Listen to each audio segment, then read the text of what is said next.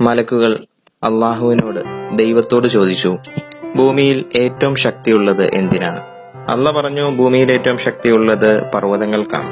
അതിനേക്കാൾ ശക്തിയുള്ളത് എന്തെങ്കിലും ഉണ്ടോ എന്ന് ചോദിച്ചപ്പോൾ അതിനേക്കാൾ ശക്തിയുള്ളത് ഇരുമ്പിനാണ്. ഇരുമ്പ് കൊണ്ട് എത്ര വലിയ മലയെയും മുറിച്ചു നീക്കാമെന്ന്.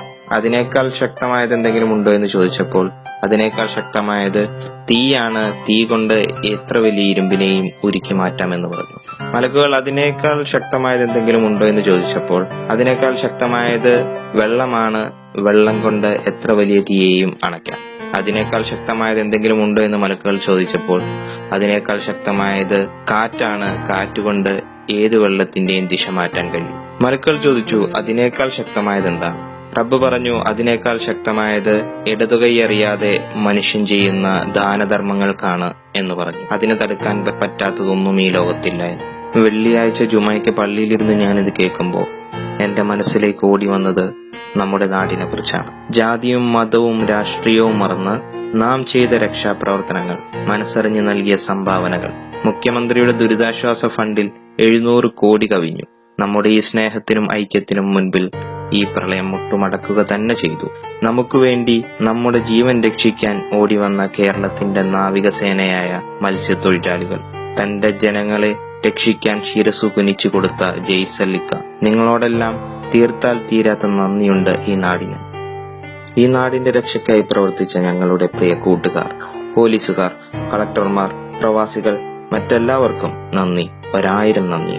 ഞങ്ങൾക്കൊരാപത്ത് വന്നപ്പോൾ ഞങ്ങളെ സഹായിക്കാനെത്തിയ അയൽ സംസ്ഥാനങ്ങൾക്കും അവിടെയുള്ള നല്ലവരായ ജനങ്ങൾക്കും നന്ദി, ഹൃദയം നിറഞ്ഞ നന്ദി.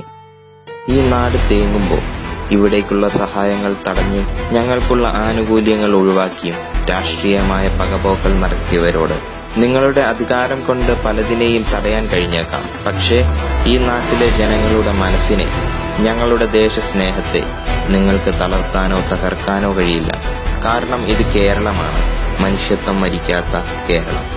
ഇതിനിടയിൽ ഞങ്ങളെ നോക്കി ഒരുവൻ പറഞ്ഞു, the Shameless bench of Indians എന്ന്. ഇന്ത്യയിലെ നാണം കെട്ട ജനവിഭാഗമാണ് കേരളീയരെന്ന്. ശരിയാണ്, ഞങ്ങൾക്ക് നാണമില്ല. ഞങ്ങളോടുള്ള സ്നേഹം കൊണ്ട് നൽകുന്ന സഹായങ്ങൾ സ്വീകരിക്കാൻ ഞങ്ങൾക്ക് നാണമില്ല. പ്രളയത്തിൽ ഓടി വന്ന ജനത്തെ മതം നോക്കാതെ കേരുവാടാ മക്കളെ എന്ന് പറഞ്ഞ് പള്ളിയിലേക്ക് കയറ്റാൻ ഇവിടുത്തെ മുസൽമാന് നാണമുണ്ടായിരുന്നില്ല.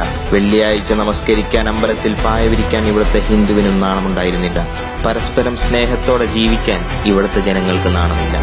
പക്ഷേ പശുവിനെ അമ്മയായി കാണാൻ ഞങ്ങൾക്ക് നാണമുണ്ട്. അതിന്റെ പേരിൽ നിരപരാധികളെ തല്ലിക്കൊല്ലാൻ ഞങ്ങൾക്ക് നാണമുണ്ട്. മതത്തിന്റെ പേരിൽ പിച്ചി ചീന്തിയ 9 വയസ്സുകാരിയുടെ കാതേർക്കു വേണ്ടി വാദിക്കാൻ ഞങ്ങൾക്ക് നാണമുണ്ട്.